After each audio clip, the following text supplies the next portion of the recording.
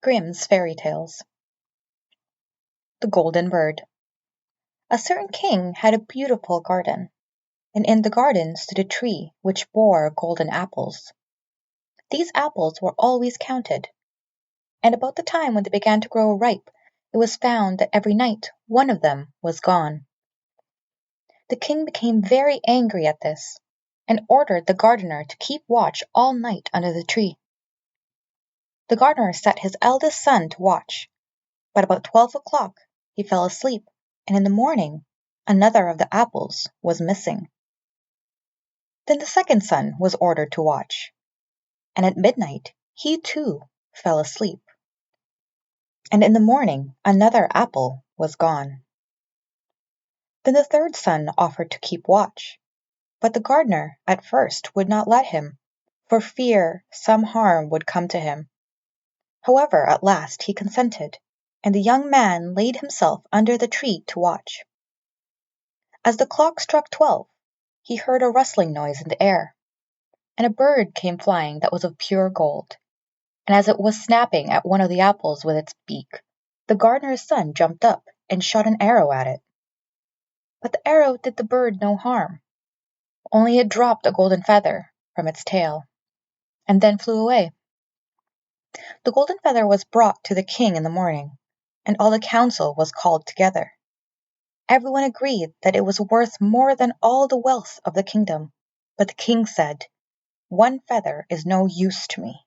I must have the whole bird."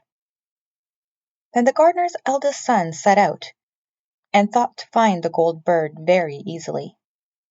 And when he had gone but a little way, he came to a wood, and by the side of the wood he saw a fox sitting. So he took his bow and made ready to shoot at it. Then the fox said, "Do not shoot me, for I will give you good counsel. I know what your business is, and that you want to find the golden bird. You will reach a village in the evening, and when you get there, you will see two inns opposite of each other, one of which is very pleasant and beautiful to look at. Go not in there, but rest for the night in the other, though it may appear to you to be very poor and mean." But the son thought to himself, "What can such a beast as this know about the matter?" So he shot his arrow at the fox, but he missed, and it set up its tail above its back, and ran into the wood. Then he went his way, and in the evening came to the village where the two inns were, and in one of these were people singing, and dancing, and feasting, but the other looked very dirty and poor. "I should be very silly," said he, "if I went to that shabby house, and left this charming place." So he went into the smart house, and ate and drank at his ease, and forgot the bird, and his country too. Time passed on, and as the eldest son did not come back, and no tidings were heard of him, the second son set out, and the same thing happened to him. He met the fox, who gave him the good advice, but when he came to the two inns, his eldest brother was standing at the window where the merrymaking was, and called to him to come in.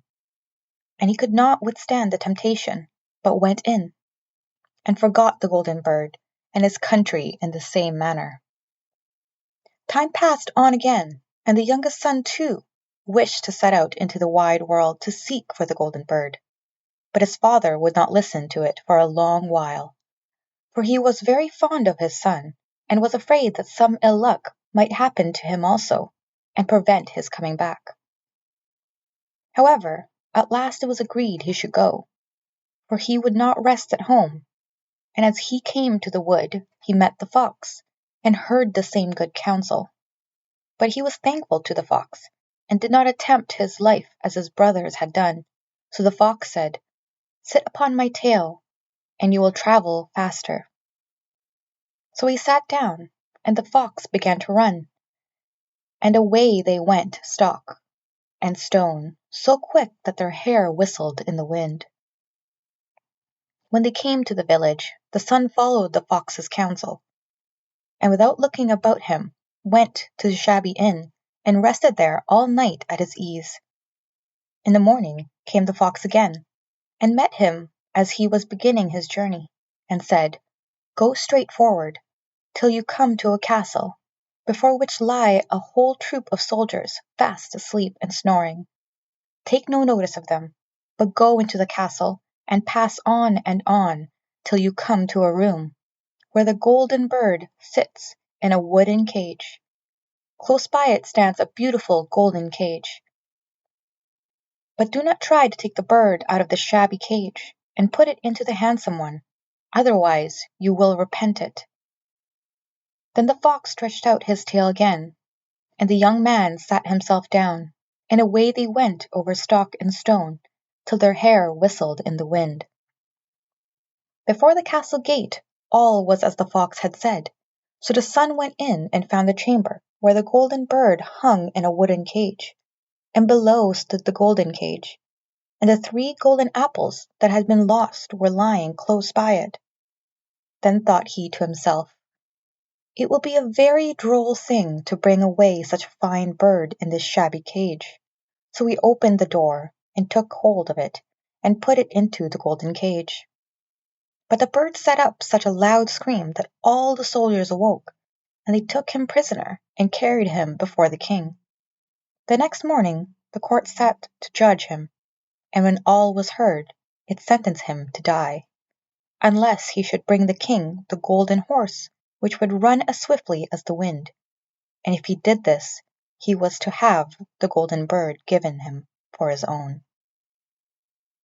So he set out once more on his journey, sighing and in great despair, when on a sudden his friend the fox met him and said, "You see now what has happened on account of your not listening to my counsel. I will still, however, tell you how to find the golden horse, if you will do as I bid. You must go straight on till you come to the castle, where the horse stands in his stall.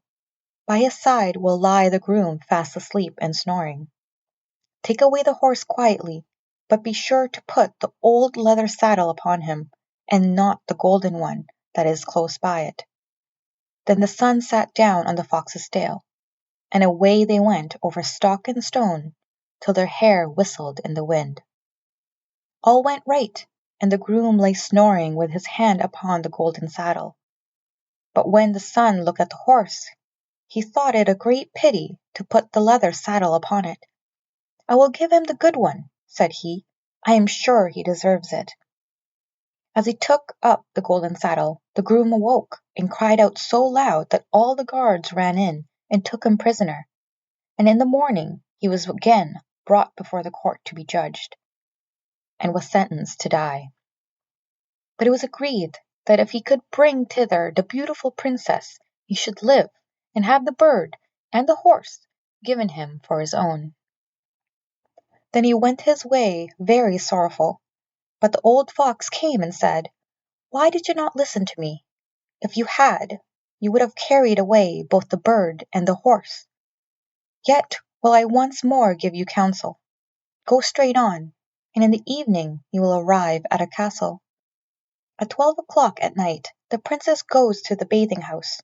Go up to her and give her a kiss, and she will let you lead her way. But take care you do not suffer her to go and take leave of her father and mother." Then the fox stretched out his tail, and so away they went over stock and stone, till his hair whistled again.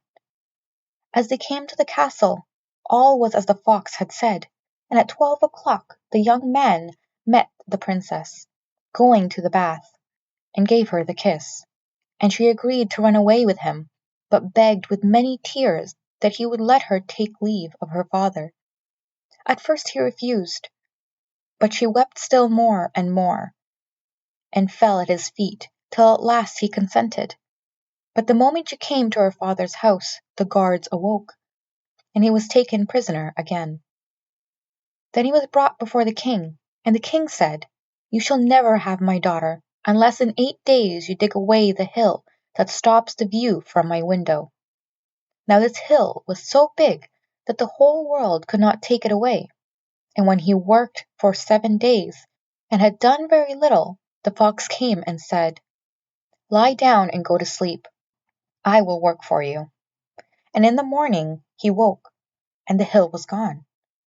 So he went merrily to the king, and told him that now it was removed, he must give him the princess.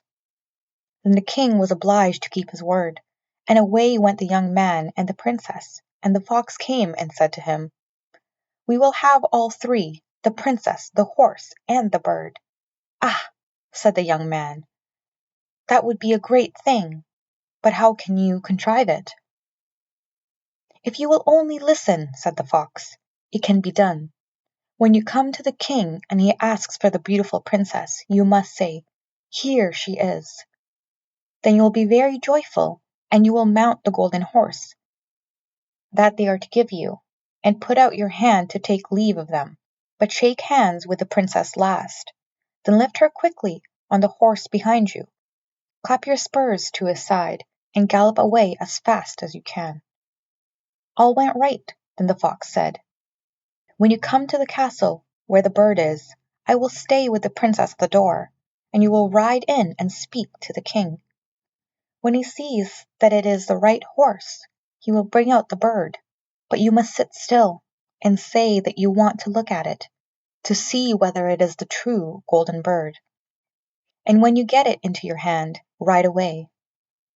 This, too, happened as the fox said. They carried off the bird, the princess mounted again, and they rode on to a great wood. Then the fox came and said, "Pray kill me, and cut off my head and my feet." But the young man refused to do it. So the fox said, "I will at any rate give you good counsel. Beware of two things. Ransom no one from the gallows, and sit down by the side of no river." Then away he went. Well, thought the young man, it is no hard matter to keep that advice. He rode on with the princess, till at last he came to the village where he had left his two brothers, and there he heard a great noise and uproar, and when he asked what was the matter, the people said, "Two men are going to be hanged." As he came nearer, he saw that the two men were his brothers, who had turned robbers. So he said, "Cannot I in any way be saved?" But the people said, "No, unless he would bestow all his money upon the rascals, and buy their liberty." Then he did not stay to think about the matter, but paid what was asked, and his brothers were given up, and went on with him toward their home. And as they came to the wood where the fox first met them, it was so cool and pleasant that the two brothers said, "Let us sit down by the side of the river and rest a while, to eat and drink." So he said, "Yes," and forgot the fox's counsel, and sat down on the side of the river. And while he suspected nothing, they came behind him and threw him down the bank, and took the princess, the horse, and the bird, and went home to the king, their master, and said, "All this have we won by our labor." Then there was great rejoice made. But the horse would not eat, the bird would not sing, and the princess wept. The youngest son fell to the bottom of the river's bed. Luckily it was nearly dry, but his bones were almost broken, and the bank was so steep that he could find no way to get out. And the old fox came once more, and scolded him for not following his advice. Otherwise no evil would have befallen him. "Yet," said he, "I cannot leave you here. So lay hold of my tail and hold fast." Then he pulled him out of the river, and said to him, as he got upon the bank, "Your brothers have set watch to kill you, if they find you in the kingdom." So he dressed himself as a poor man, and came secretly to the king's court, and was scarcely within the doors when the horse began to eat, and the bird to sing, and the princess left off weeping. Then he went to the king, and told him all his brothers' roguery, and they were seized and punished, and he had the princess given to him again. And after the king's death, he was made heir to his kingdom. A long while after, he went to walk one day in the wood, and the old fox met him, and besought him with tears in his eyes to kill him, and cut off his head and feet. And at last he did so, and in a moment the fox was changed into a man, and turned out to be the brother of the princess, who had been lost a great many years.